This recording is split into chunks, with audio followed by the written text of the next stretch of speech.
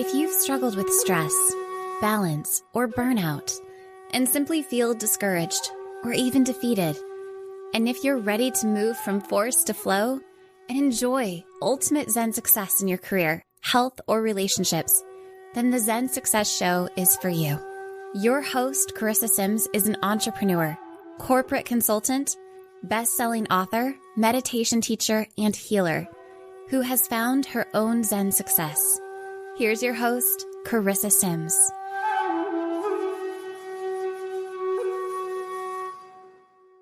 Welcome to this week's episode of Zen Success. Today, I have the pleasure of speaking with Dr. John Demartini.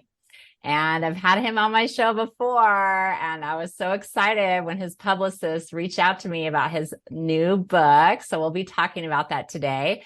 But Dr. John Demartini is a world-leading human behavior specialist, researcher, best-selling author, educator, and founder of the Demartini Method, a revolutionary tool in modern psychology.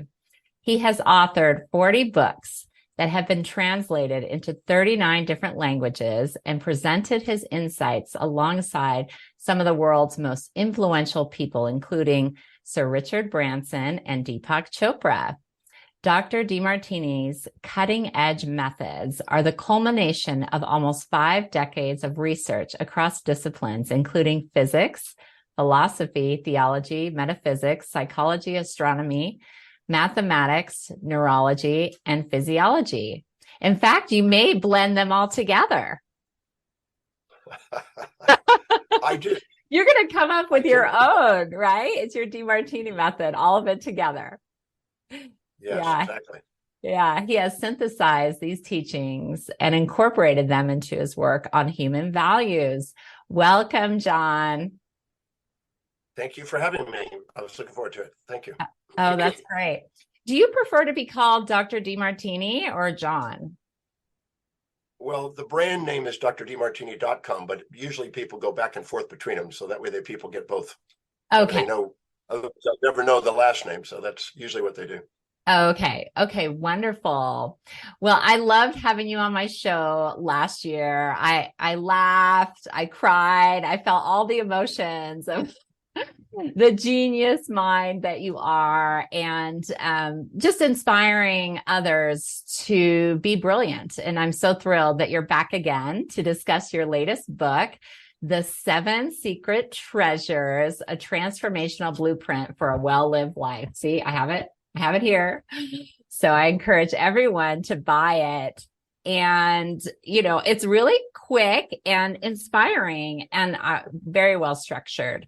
So let's just talk about where you're at right now. Are you on your boat again? I'm on my ship, and I'm in Saudi Arabia in Jeddah. Oh, I just came in here yesterday, and so I sailed in here through part of the Red Sea, coming around Yemen underneath, Somalia, Ethiopia, and up to Eritrea, and then Sudan, and then finally we're here. And so then we go off to Egypt from here. So I move around a bit. Oh, okay. Now, are you going to explore Saudi Arabia? Have you been there before? What brought you there? Well, I have an itinerary of where we go around the world. We circumnavigate the world constantly. Uh-huh. So we were in the Maldives and the Seychelles Islands before that. And we were in Oman, then we were in Sri Lanka and India. So we move around. We decide where we go and we just start moving around. Oh, cool. Yes, I'll explore some of Saudi Arabia for sure. Uh-huh. Do you plan it out for the year, or are you more spontaneous? We in order to get access to the ports, it has to be in advance. Oh, I see. So we usually do a year at least in advance. But sometimes we have storms, or sometimes we have things that make us go to a different path. Yeah. We stop out in the ocean, just saying, hang out. Yeah. So who do you have with you? Are you with your girlfriend, family? Is there a crew? We have a crew. I have a big crew. So it's a big ship. It's 675 feet long, and it's a big ship. So we have 309 staff. Oh, that, live here. Great. Do you have golf? We do. We have a simulator And we also have a golf putting green and a little chip thing on it. Yes, we definitely have. This is not a cruise ship. This is a private ship, but Yeah. we do have that. The simulator is fantastic for people that love Yeah. golf. I sometimes go in there and, well, you can pick any of the golf courses around the world that are rated golf courses and pick it up and bring it up and prepare for it before we get there. So that's kind of good for golfers. Oh, that's fun. Yes, just for our audience, we're not advertising his ship. Like you can go on. This is his private ship.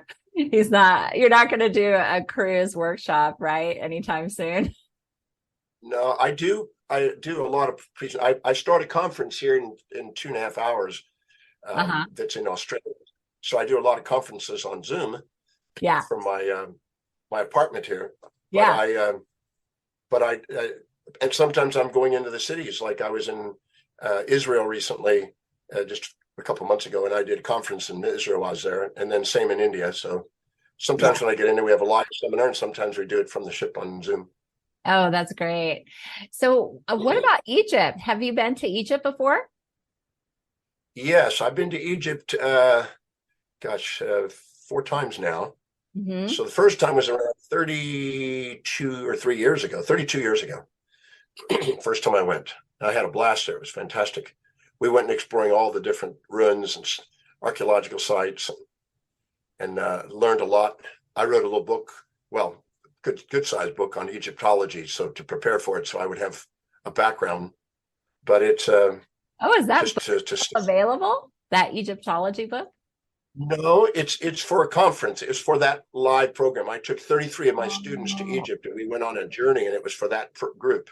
Oh my It's God. That is amazing. Yeah. And that number, that's my number, 33. You took 33 people. That's really special. For some reason, it ends up 33. I've done them in various places. I've done them in the Mayan culture, the Inca culture, the Egyptian culture, the Tibetan culture, Chinese culture, Greek. I take people on sometimes, and we usually have a group, and it turns out usually 33 for some reason. I guess that's capable of managing. I don't know. Yeah. Well, it's also divine. I mean, the number 3 is a divine number, 33, and then getting 3 together in numerology. So it's really special. Like you were meant, I feel like it's confirmation that you were meant to do that with this particular group. Like everyone who came was meant to be there, you know? Well, there's no doubt about that. There was definitely a beautiful resonation of the group, and we had a fantastic time. You know, we did the meditation in the King's Chamber. Oh my God, I did that too. I was just in Egypt last year, for the first time. We did that. Well, you're not supposed to climb the pyramid, but we did it anyway. There's about 12 of us that climbed it. Oh my God. And we had you guys are rebels. Machine gun back when we got down, so we had a tough situation there, but we made it through it. Yeah, did you bribed them? I know you have to carry extra money in. I told everybody to bring at least a little bribe money just in case, and that got us out of that. Then we ran like hell through the desert. That would make a good movie, actually. That's like exciting.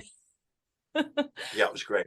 Oh, that's wonderful. Egypt has a special place in my heart. I went there with 5 other women, and they didn't tell us before we went on the trip that they didn't really like you meditating or like singing or chanting and doing other things. So it's just interesting, but we were able to bribe people and do it anyway. And the guard left the King's Chamber, which is why we did it in there, which is like so amazing, the synchronicity of that. So we had a very big meditation. We had a big meditation in there. I had about 30 of the 33 inside the King's Chamber. We meditated in there for about 4 hours. And it was fantastic. My God. 4 hours. Did you have a private access? Yeah, we got private access to that. Now this is 30 plus years ago, 32 years ago. Yeah. We got private access and paid for the chamber for the night. That was pretty good. Oh, see, that's amazing. That's the way to do it. And what about the Sphinx? Did you go? Did you see that and go inside and see the Hall of Records? Well, the Sphinx had about a 7-foot kind of underground walkway in front of it. Yeah. That Hawes was trying to cover up and keep people from noticing. But he said, well, it was waterways for moving blocks. And I said, you don't have waterways that are perfectly square, that are perfectly, I said, come on, that's BS. But there has been a labyrinth of, I guess you could say tunnels or whatever you want to call them, a labyrinth underneath that area, unquestionably. So there's more to be discovered there, and they're finding new things all the time. So I'm sure the history of Egypt will get tighter and more complete as we go along. Yeah, it's fascinating. And even some of the villages, I hear there's probably millions of artifacts, but the people don't want to lose their homes because then the government comes in and they want to dig and find things. But I think it's just everywhere. It's just so magical. It's amazing. And the Nile. Right outside the entrance to the airport where we, at that time, I don't know what it is today, I haven't been there in a while, to actually that spot. But right outside there was a subdivision right on top of Heliopolis, where it's called the city of On at the time. And this is supposed where, Moses had been taught and everything else. This is at least that's the legend. But anyway, but this was excavated 60 to 70 feet down below. There's the city. And so people didn't want to lose their homes, like you say, but this is a major find. This is a major city at the time of 1200 BC, 1300 BC. Yeah. Wow. Oh God. I'm so excited for you guys. I mean, it's going to be amazing. So let's talk about your book. What gave you the inspiration for your latest books, The 7 Treasures, a transformational blueprint for a well-lived life? Well, since I was 18 years old, I was watching at my parents' house the little TV series Kung Fu with David Carradine. Okay. And he was this martial artist guy with philosophy. And when there was conflict, he would diffuse it with this martial arts without really hurting anybody. And he had a Shaolin master that he used to refer to in his head. And I thought, wow, I'd like to be a master in my life. So I was 18 years old and I thought, I want to master my life. It sounded cool. So then I asked, well, what exactly is a mastery of life entail? And then I divided life into 7 areas.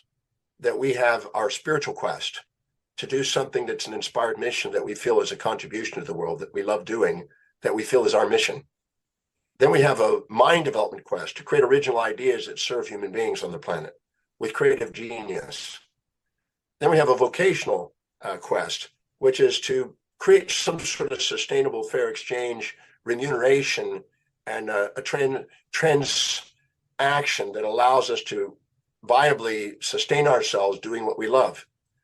Then there's a financial quest where we're working not for money, but our money is working for us. We've mastered it instead of being a slave to it. And then there's a family quest, and that is to have a loving and intimate, pure, reflective, conscious type of relationship where you really realize that whatever you perceive in them, you have in you, and you honor it. Kind of like the namaste, the divine in me notices the divine in you kind of state. Yeah. And then there's also the social leadership quest where you have influence and you want to make a difference. And there's some sort of social legacy that you leave. And then there's also the physical immortality component where you would like to have a body. If you could live to 100 to 120 years old and still have a body that's functioning, that's pretty good. Yeah. And I'd like to see, I would master all those. So I went on a quest to study all of those areas, to try to engulf those areas and study those and create, the highest priority, most productive actions you could do to empower those areas. I always say that any area of your life, you don't empower people over power. So if you don't empower yourself intellectually, you'll be told what to think. If you don't empower yourself in business, you'll be told what to do. You don't empower yourself in finance, you'll be told what you're worth. If you don't empower in relation, you'll be honeydew stuff around the house. If you don't empower yourself socially, you'll be taught misinformation and you'll be confused. And if you don't empower yourself physically, you'll be told what drugs to take and organs to remove. And if you don't empower yourself spiritually, you may have some sort of dogmatic, antiquated, geocentric, Aristotelian, anthropomorphic kind of deity that you're sucking up to or something. So I'm interested in empowering all those areas. And the 7 secret treasures, your 7 secret treasures, is the highest priority, concise actions that I've demonstrated working with people for 50 years now, plus 50 years, in empowering those areas. So that's what the book is about. Very practical, very inspirational actions that you can do, the high priority actions you can do to empower those areas of your life. Because any area of your life you're not empowered and people overpower you. And when I ask people if they're looking for a relationship, particularly if I ask women, they're looking for something that's fit. You ask women if they're looking for a relationship, and then they'll I ask them what they're looking for in a relationship. What they're looking for, right? In like a romantic relationship, right? Yeah, a close relationship, somebody that they're going to actually be more intimate with. Right. So they say, I want somebody that's fit. That's still up at the top. Like, they don't want somebody that's not fit. They want somebody that's attractive and fit. Yeah. They want somebody that's intelligent. That can communicate in their values and relate to them and articulate, intelligently and intelligent. They want somebody that got some ambition. They don't want somebody that's, depending on them. And they want somebody that's got resources, at least as much as them, if not more. And they want to have somebody that really wants to be with them, that they actually have affection for them, not 20 other women. They want to have somebody that's socially savvy. So if they're interacting with their people, they get along with the people they interact with, and they're socially not inept, but they're adept. And then they also want somebody that's inspired by something, that has some dream that they're working on, that's inspiring to be around. So every area of our life, we want to empower. And if we don't, then our standards of what we have in relationships and the areas of our life are less. So that's what the book's about, how to empower those areas, practical, inspirational action steps that you can do that I am certain work, because I've been doing it and helping people with it for 50 years. Yeah, that's amazing. So in that situation, when you're talking with the person about wanting all these qualities in the relationship, do you say, well, become those yourself and magnify? Exactly. In your life? Because, you always ask. You're expecting that in other people, but are you willing to be that yourself? You know what I mean? Exactly. If you don't have it, then you may want it, but your unconscious is going to say you're not deserving it because you're playing underdog, and underdogs are playing altruistic. Bingo. So I have this story. Can I share this funny story? Of course. I was doing this seminar in Calgary, Canada, many years ago, and there was a lady that put her hand up, and it was a relationship seminar. And this lady put her hand up and she says, Dr. Demartini, what do you do when you're dating a guy that just can't commit? And I said, well, there is no such thing. But they're committed to the fulfillment of their highest values. They're not committed to you. They're committed to the fulfillment of their highest values. And they're looking at you relative to all the other options. And if they think that you can offer them more in the utilitarian aspect of all those areas, they'll be interested in you. So and she goes, well, he just won't commit. She was stuck on that. She didn't get it. She didn't get it. So I said, no, he's committed to what his values are. Yeah. And you're committed to yours. He is committed, but not to his values. Relationship. It's not you, because so then I put on the spot. I love it. I love it. This is awesome. Yeah. I said, so what are you offering him? What's in it for him? And she goes quiet for a second. I said, are you some highly educated, blue blood, Yale, Harvard, high-end educated woman that's got an exceptional mind? And she goes, not really. I have a high school. I started one semester in college and I didn't continue. I said, you have a vast business that's business savvy that's going to help him in his business? Because from what I hear about him, he got an $11 million business and he's got a good net worth and he's doing something good and he's 40 something years old. I said, do you have business savvy? And she goes, I'm a secretary. I'm an assistant to an executive. I said, okay, so you could potentially help him in that. Do you have a vast fortune? Do you have a dowry or something like that? You got some cattle or some cows or something you're going to offer this guy? Yeah, exactly. In Africa, that's what it is. So she said, well, no, not really. I'm got debt. And I said, so do you have a history of stable relationships? She goes, I've had about 6 relationships and the longest has been 3 years. And I said, are you socially connected? You can call Oprah on the phone and say, hey, look, Oprah, we're doing something. I need you here. Yeah. Are you connected socially? She goes, no, I live in a small suburb outside of Calgary. I said, are you physically hot? And are you a 10 on the Richter scale? And she goes, well, I'm pretty good there. I'm definitely good in sex. And I said, okay. Yeah, she got on those or a half. one. I said, on those 7 areas, your perception of yourself is diminished relative to him, and whoever's the underdog always wants to get married first. Yeah. And I Interesting. said, he's got the power. He's keeping his options open. He's making sure this is a deal. It's not that he's not committed. He's committed to what his life is, which is fulfilling to him and his values, and he's making sure this is a good catch. So I'm gonna do something here. You're gonna come to the front of the room. I'm gonna put everybody in this room, including him, on an exercise. Okay. So I had him do the Demartini Method, which he was actually there to neutralize his judgments of this lady. Anything he infatuated with or resented, it was to be neutral when it was done, so he could open his heart. Then I came up there and I said, the only reason you're not honoring yourself is not because you don't have what you perceive in others. Nothing's missing in you, but you're not honoring it. You're comparing your talents and your gifts to other people and minimizing them to people you put above you. And so therefore you're not honoring the magnificence of your real power. So I said, go in there, so let's take and find out where your genius is. And I sat her and helped her realize who's the most ingenious person that she's got on a pedestal that she looks up to intelligent wise. And where do you have what you see in her? And it was a lady. And I said, and then in business, where do you have that? And I went around the wheel and I helped her see that nothing was actually missing. And it was her perception. Because the second we compare ourselves to other people and minimize ourselves to people we put on a pedestal, we don't value ourselves. And when we don't value ourselves, then we have this idea that this is a good catch. I better grab it before he finds out I'm not really a good catch. Yeah. So what we did is we raised her perception of herself, not artificially, but by finding out where she actually had it in a form that was equal to the people she admired. And what that did is raise the standard. And I didn't stop doing that for 2 hours. I did it for 2 hours while this guy was talking. Oh my God, that is amazing. Did you feel like her energy lifting and like Absolutely. heart expanding? Yes. Her perception of herself was elevated. Yes. And then she said, you know what?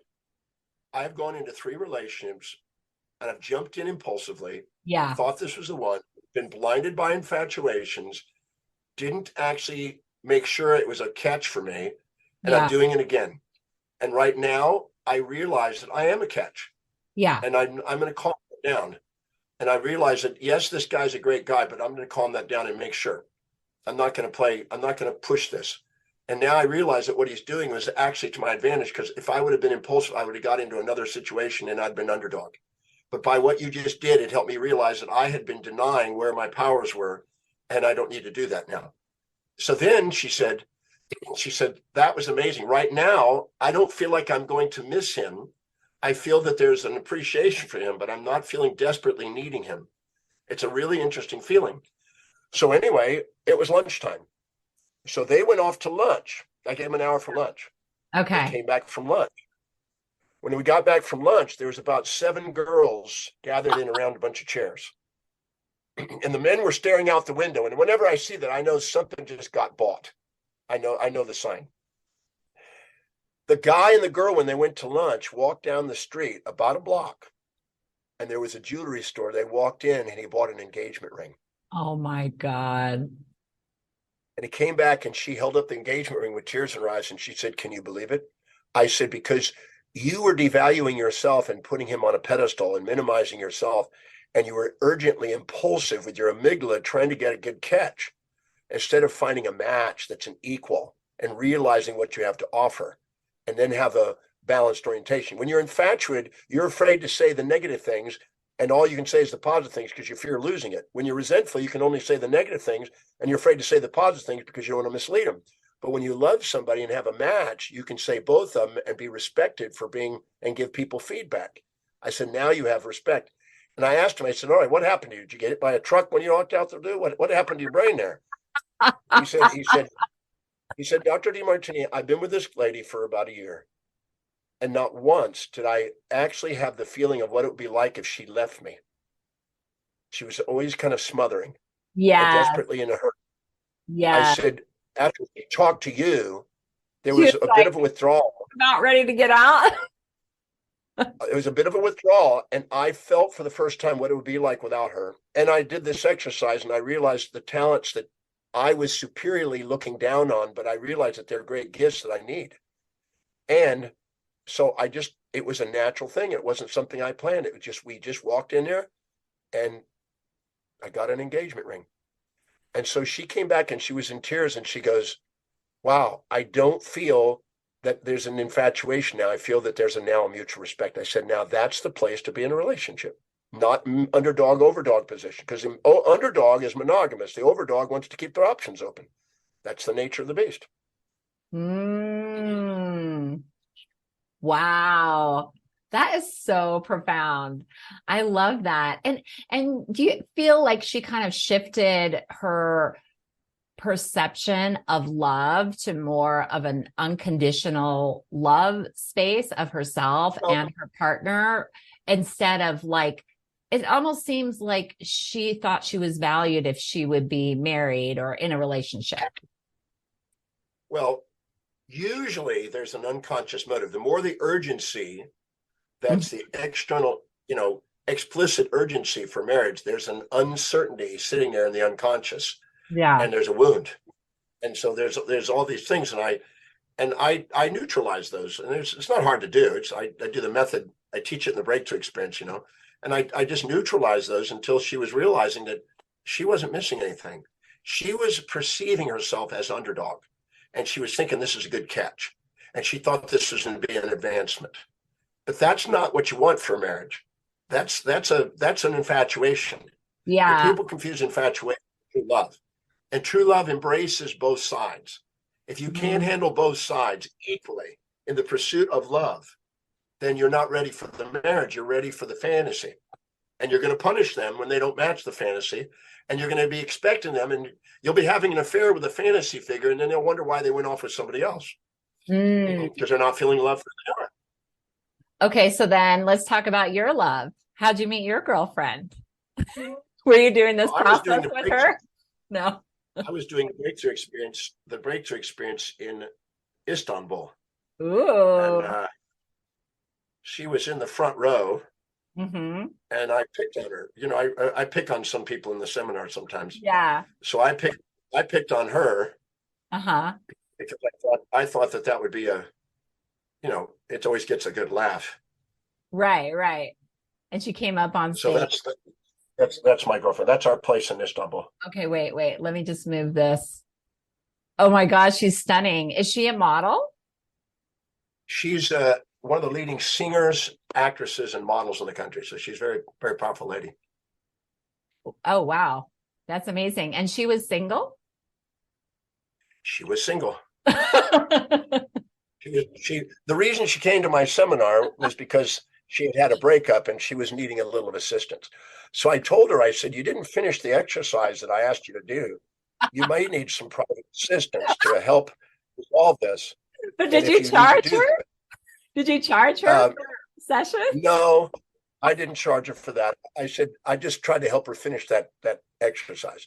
Then it turned into a bit of a conversation. So we call ourselves special companions. That's what we call ourselves. That's wonderful. Yeah, that's wonderful. I love that. And it's so interesting because I think about marriage, and I'm married.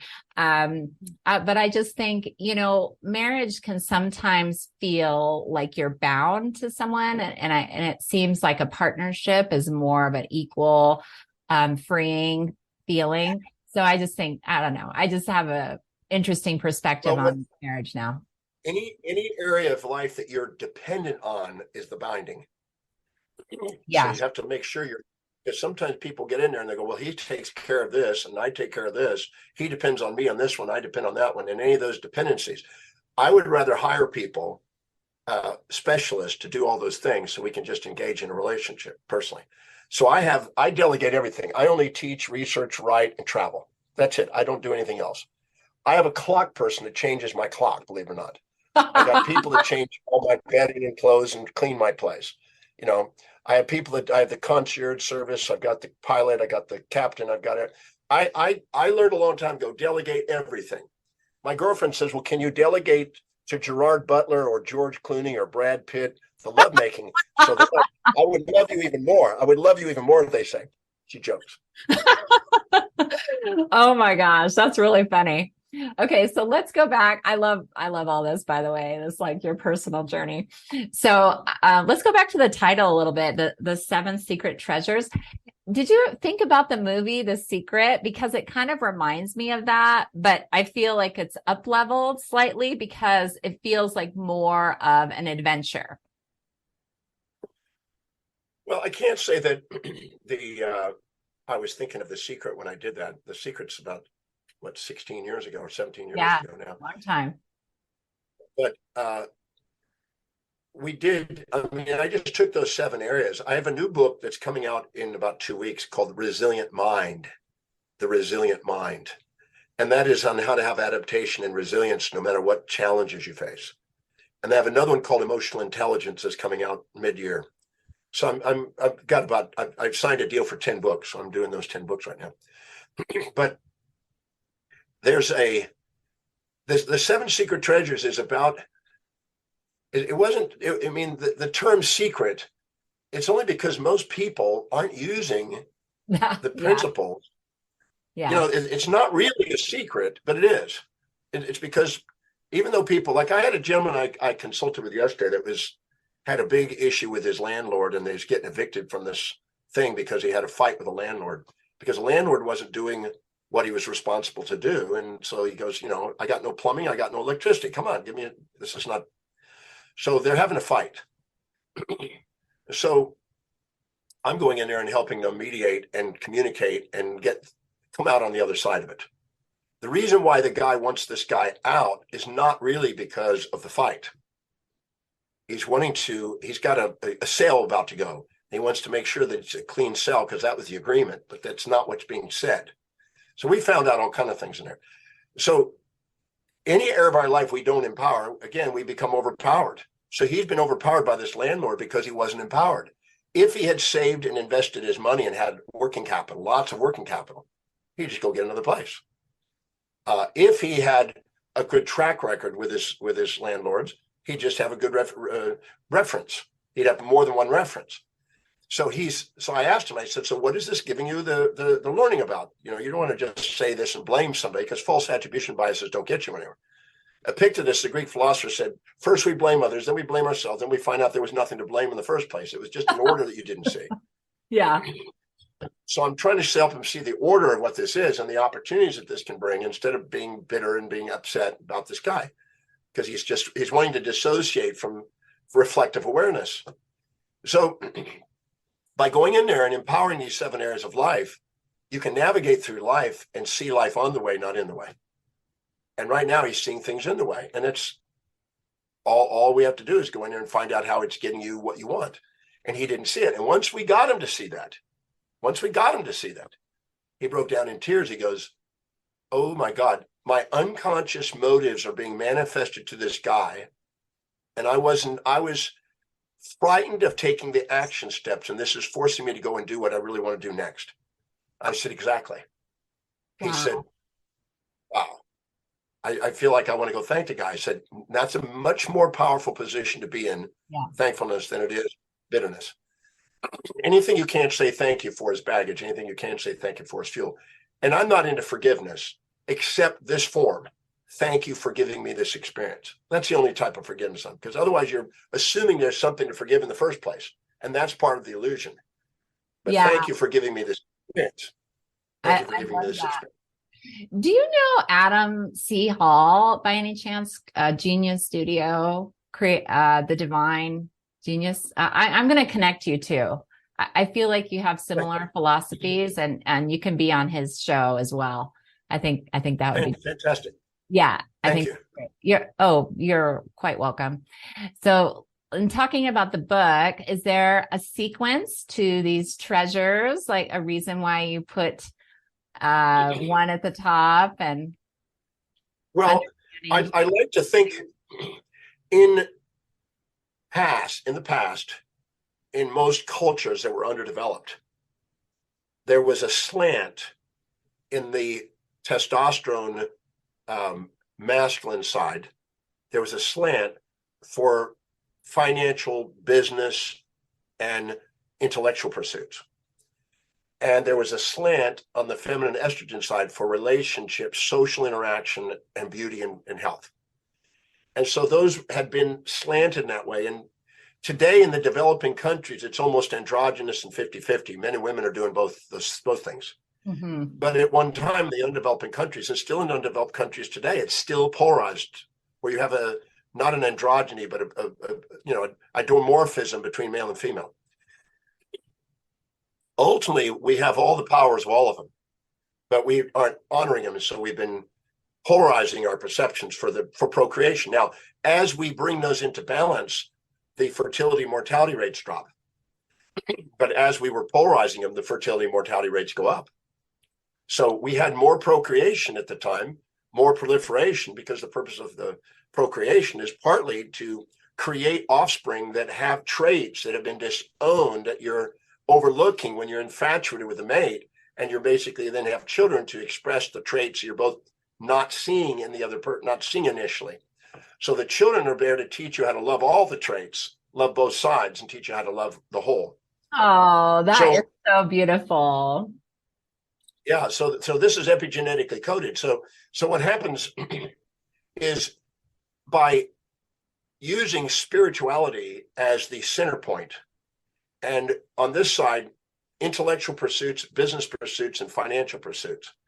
And this side, family pursuits, social pursuits, and physical health and beauty pursuits. I divided up into androgyny because it's all spiritual, and we're all capable of doing all of them, and you want to empower all of them. But there was a polarization, and probably right now, according to a study that was done not too long ago, about 75-25 polarities is still existing around the world. So you still have countries that are still polarized. This is what the woman does, this is what the man does. But in the developing countries, it's become more androgynous. Now you find a complete spectrum. Some women are running massive businesses and highly financially savvy and highly educated, and the men are taking care of the kids. So now we have a complete spectrum of that whole thing for people to master and empower. And there's a beauty in mastering them all. Yeah. Yeah, that's amazing. So you don't feel like one is necessarily more important than the other? Just that mastering. No. Yeah. No, I wanted to master all of them. I wanted to create original ideas that serve human beings across the planet. So I created original work. Yeah. And the only way to do that is to be authentic yourself. If you're not exemplifying authenticity, you won't get original work, because it only comes from a clear mind, not clouded by injected values that people you subordinate to. I want to create a global business.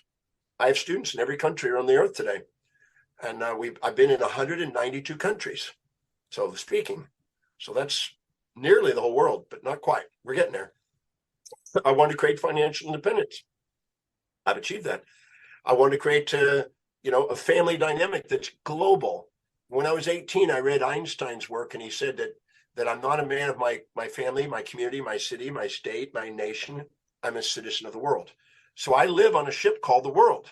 And so I'm a citizen of the world. I love that. World. And so that's I think of it that way. So I never away from my family. I'm living in a big house, and instead of walking to room, I fly or sail room to room. Instead of calling somebody by voice, I do it by WhatsApp. So I'm never away. So there's no loss or no distance or whatever. Those are all relative terms.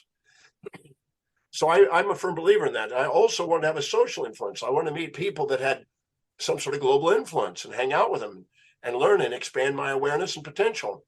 And I've been blessed to do that. And thousands of people that I've had that's global influence. And then I want to be vital and, be an energetic guy. I'm 68 going on 69. And I'm still cranking and still put in full hours and full weeks. Oh my God. Doing what I love. You look amazing. And I want to be inspired. I want to be inspired. Yeah. I mean, you look 39 or 40 to me. I mean, I don't know if it's new. That lets me know your eyes are going. Your eyes are starting to deteriorate. Okay. Yes. No, I'm 68 going on 69. So yeah, but it's your it's your vitality too, your love of life.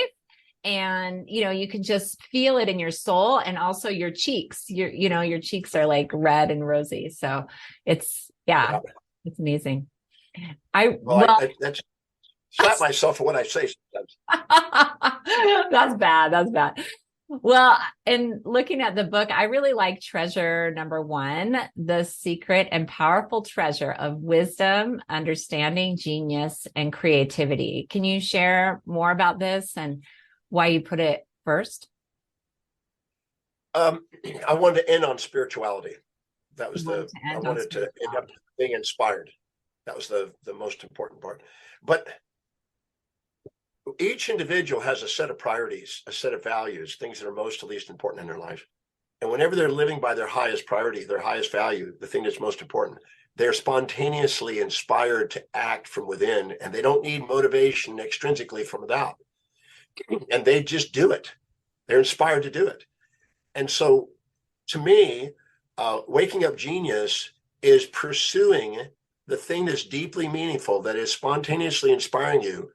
Because whenever you pursue challenges that inspire you, you wake up genius.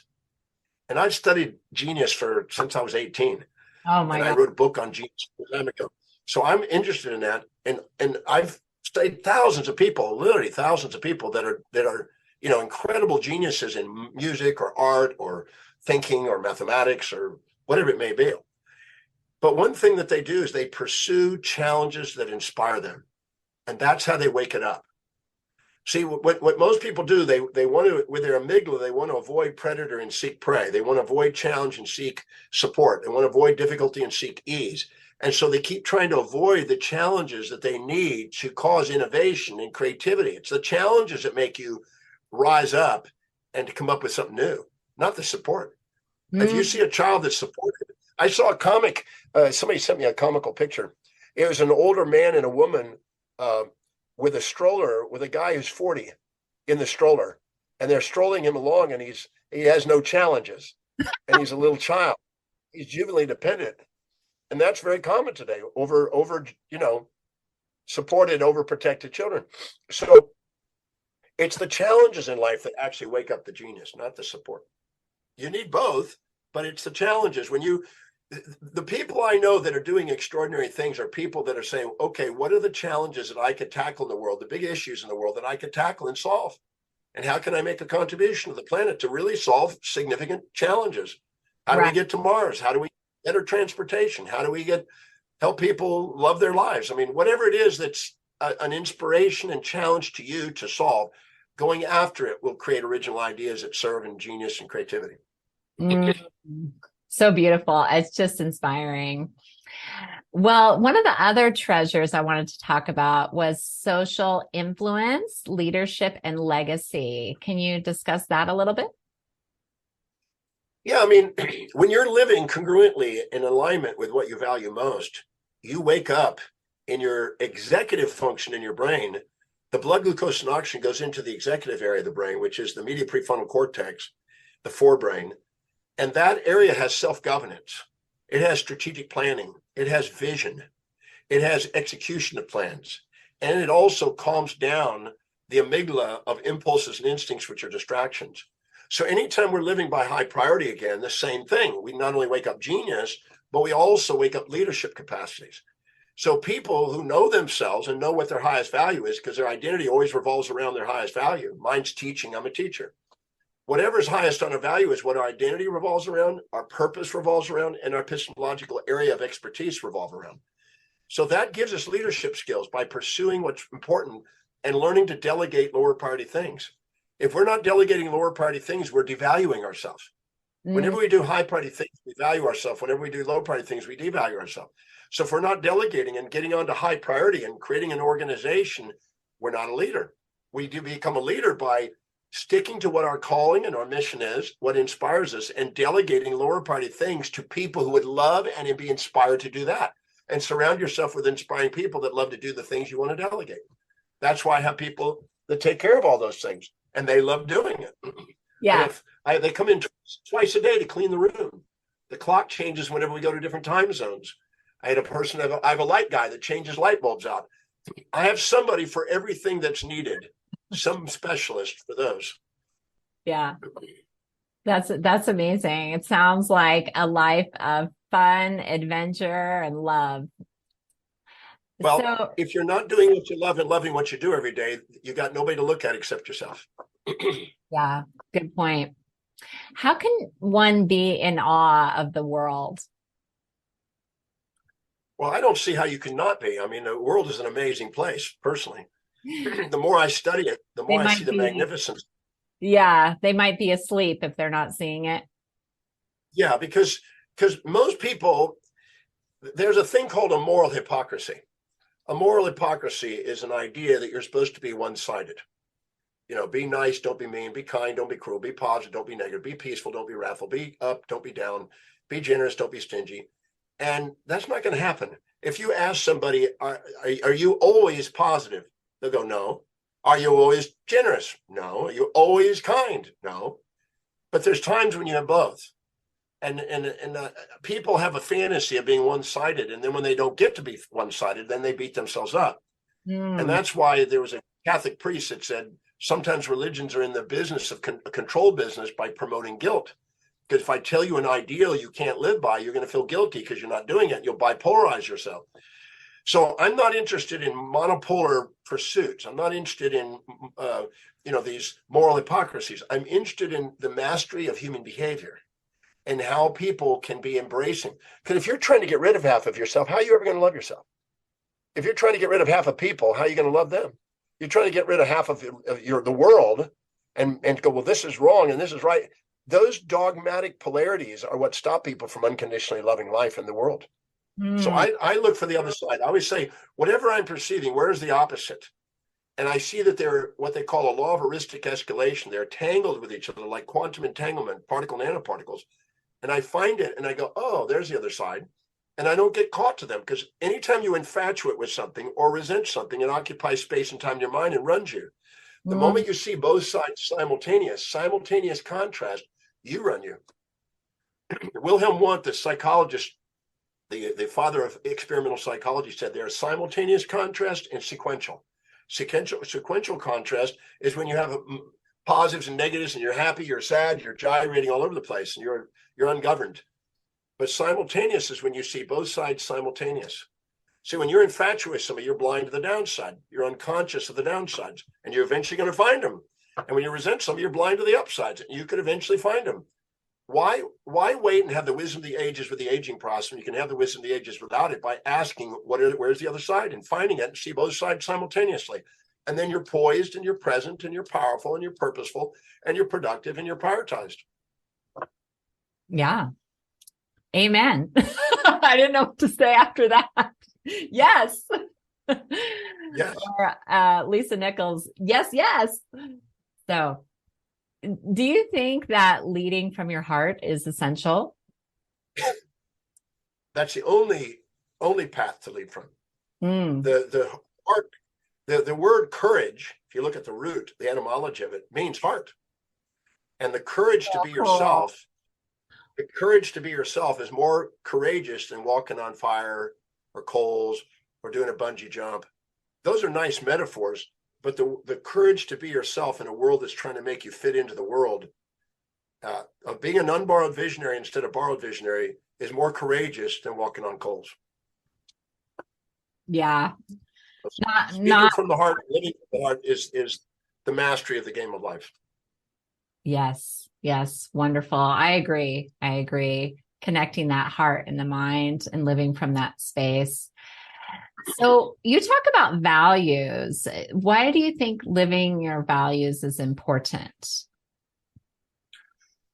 Well, not just the values, but the highest values. Because if you're not living, if you're living in lower values, think about it this way. Imagine you go to work and you have an agenda for the day. You have 6 things written down or 7 things written down. These are the highest priority things I want to get done today. And then you get broadsided by a whole bunch of unexpecteds and you didn't get anything done at the end of the day. And you put out fires all day. And then you left and you went, whoa, what a day. What a hell of a day. And then you come home and now there's chaos at home. And now you're highly emotional. You're in your amygdala and you're probably going to overreact.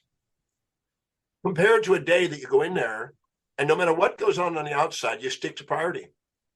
And you get knocked out the highest priority things for the day and not let distractions and low priority things interfere with your highest priority things. Whenever you're doing the highest priority things, you're getting the most a human being can done in a day. When you do, you're on top of the world. What a heavenly day. You come home and you're resilient and adaptable because in your highest values, you're more objective and more balanced. See, if you're highly polarized where a positive is, you're going to fear its loss. Highly polarized with the negative, you're going to fear its gain. If you're completely neutral in the Zen state, you don't feel the gain or loss. You're living in a world of transformation, not the illusions of gain and loss. Yeah. Now you come home, you're resilient and adaptable, and you can handle what goes on, and your life is more fulfilling. Yeah, that's amazing. That's perfect for our show, Zen Success. How you brought that in. So what are some tips to master your mind? Well, I would say the quality of your life is based on the quality of the questions you ask. So if you're infatuated and you're aware of the upsides and blind to the downsides, your intuition is whispering and trying to get you to be aware of it. A woman who's getting infatuation with a guy has another part whispering in their head going, too good to be true, keep your eyes open, be cautious, watch out, don't be gullible. It's whispering because if she's infatuated, she's blind. So her intuition is trying to whisper the downsides. So if you take the time to do that, you won't sacrifice yourself for them. See, when you're infatuated with them, you'll be altruistically sacrificing what's normally important for you to be with them for fear of loss of them. Yeah. And that eventually, and then a woman's memory of everything she sacrificed to the guy becomes the source of her resentments later on. And a woman's memory of everything she sacrificed is more indelible than all the Intel computer chips. That's supposed to be a joke. So you're like, laugh now. Yeah. Well, yeah, I would be slapped. I'd be slapped. That's why my face is red again. Now, but the same thing on you resent. When you resent somebody, you're blind to the upside. And your intuition said, there's got to be a reason for this is happening. It's got to be a purpose here. There's got to be some meaning in this. Keep your eyes open. Find the meaning of why this happened. So your intuition is always trying to reveal to you the side you're ignoring that you're unconscious of to make you fully conscious. So I'm a believer in asking questions to make you fully conscious. And that's what my Demartini Method is that I mentioned in the book and also in my breakthrough experience, to show people how to do that so nothing on the outside can distract you and occupy space and time in your mind. You run you from within. I said in The Secret, when the voice and the vision on the inside is louder than all that on the outside, you begin to master your life. And yes, I love that.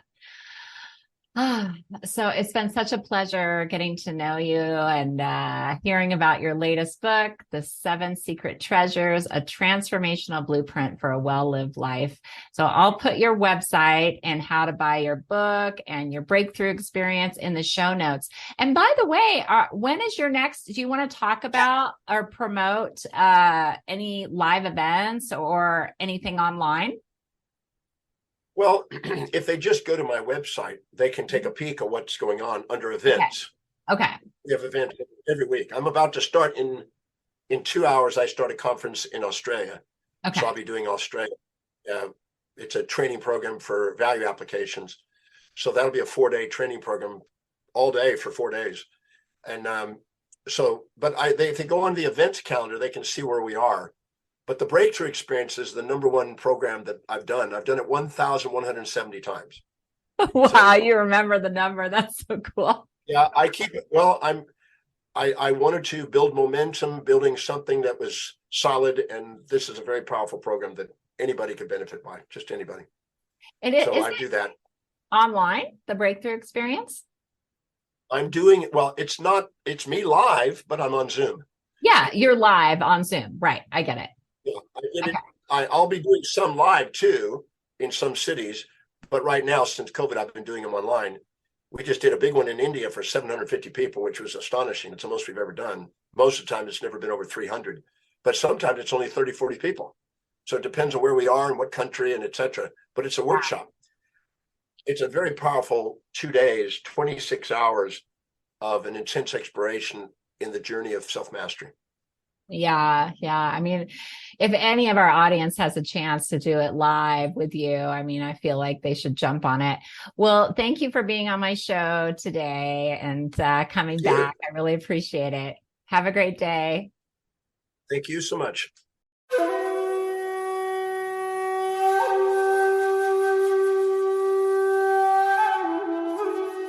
That's it for today's episode of Zen Success. Head on over to iTunes, Google Play, Spotify, or wherever you listen to shows. Zen Success is also available on the radio in select markets through amfm247.com. Subscribe to the show and share with friends.